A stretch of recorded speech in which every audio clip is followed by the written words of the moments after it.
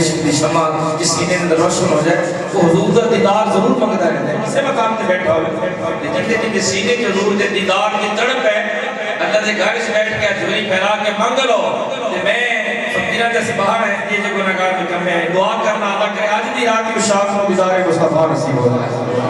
दीदार उन मिले तेरा दिलों बोलता है मैं सबरी